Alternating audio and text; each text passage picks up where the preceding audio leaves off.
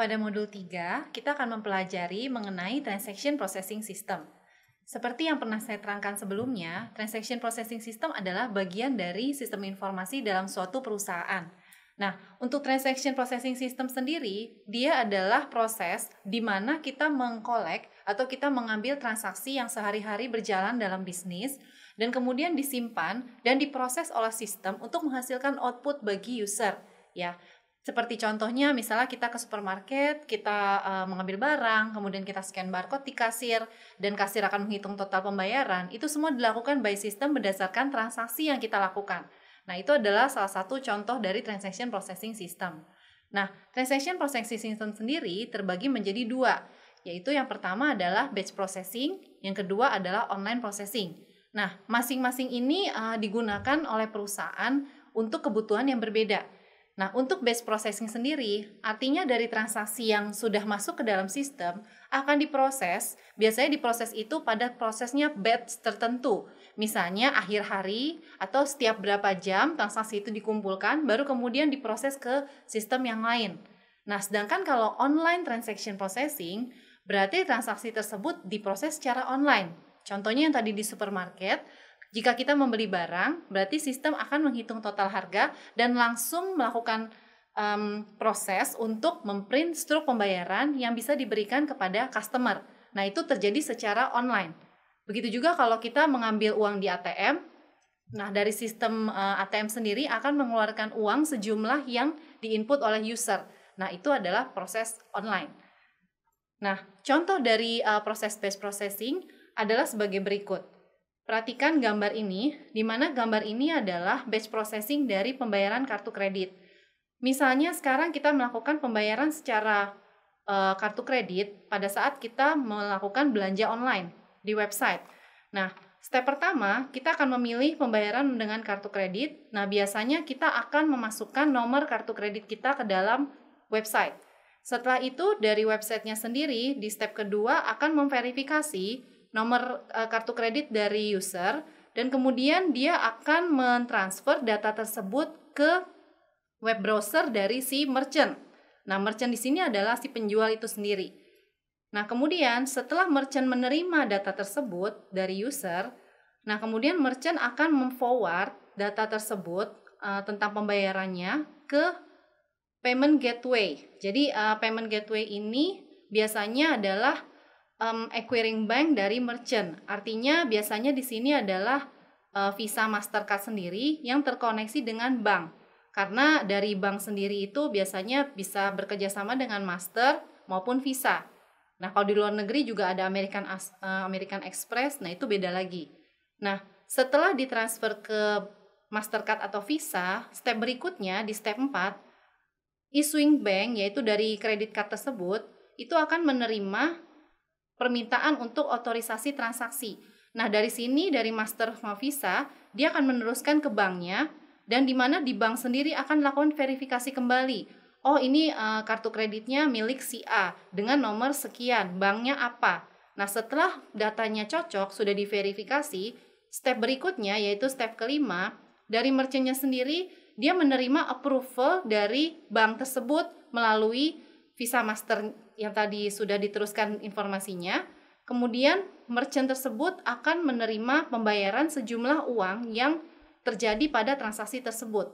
Nah, dari bank sendiri akan menagihkan tagihan kartu kredit tersebut kepada customer, yaitu user yang tadi melakukan pembayaran secara online via website, akan ditagihkan pada bulan berikutnya sesuai dengan tanggal periode kartu kredit dari user.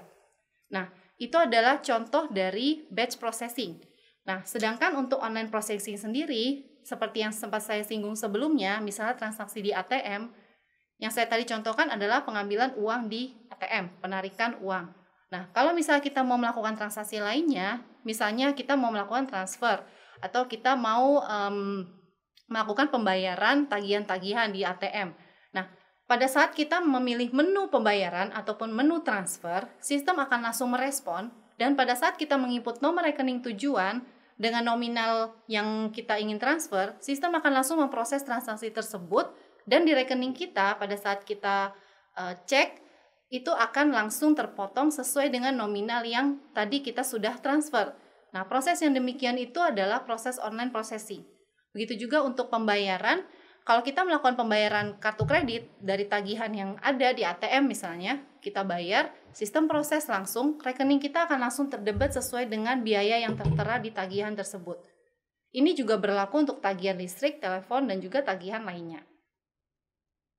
Transaction Processing System sendiri menggunakan source data automation.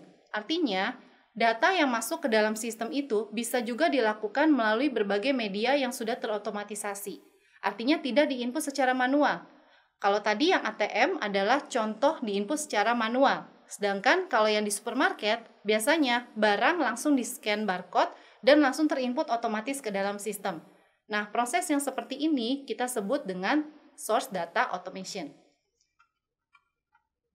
Pada bagian berikut ini, saya akan menjelaskan mengenai flow dari transaction processing system sendiri.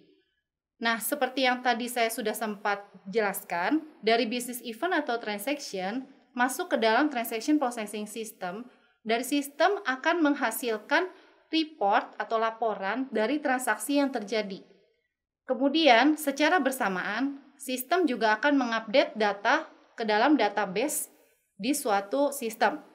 Misalnya dalam satu perusahaan, setelah melakukan verifikasi pembayaran dari customer, kemudian dia akan secara otomatis mengupdate database dari barang tersebut, barang yang tadi dibeli oleh customer, sehingga otomatis terjadi pengurangan stok di database inventory barang tersebut. Nah, proses yang seperti ini kita sebut transaction processing system. Dari data yang ada di dalam transaction processing system tersebut akan langsung masuk ke database perusahaan yang nantinya dapat digunakan oleh manajer dalam melakukan pembuatan report. Misalnya untuk level manajerial, dia akan menggunakan sistem Management Information System untuk melihat laporan dari transaksi yang berjalan, misalnya secara periodik, bulanan, tahunan, ataupun 5 tahunan. Kemudian bisa juga untuk membantu pengambilan keputusan dengan menggunakan Decision Support System. Bisa juga dengan menggunakan Transaction Processing System untuk Business Intelligence. Artinya, data ditampilkan sudah diolah dalam bentuk grafik sehingga memudahkan bagi manajer maupun eksekutif untuk melihat informasi perkembangan dari perusahaan tersebut. Kemudian, Transaction Processing System ini dapat juga digunakan untuk Executive Information System. Artinya, si direktur ini bisa melihat gambaran keseluruhan dari perusahaan berdasarkan transaksi sehari-hari yang sudah berjalan. Dan yang terakhir, Transaction Processing System juga dapat berhubungan dengan Expert System, di mana Expert System ini dapat memberikan informasi kepada perusahaan dan dapat melakukan rekomendasi untuk si eksekutif dalam melakukan pengambilan keputusan. Nah, karakteristik dari Transaction Processing System ini antara lain real time, kemudian dia dapat menghandle transaksi dalam jumlah yang besar, menghindari error yang terjadi pada saat proses transaksi dilakukan, kemudian akurat, aman karena pasti menggunakan login untuk user ID dan passwordnya. Dia akan memaintain juga secara privacy dari data tersebut, karena data yang terkolek dari sistem langsung ditransfer ke dalam sistem perusahaan secara otomatis.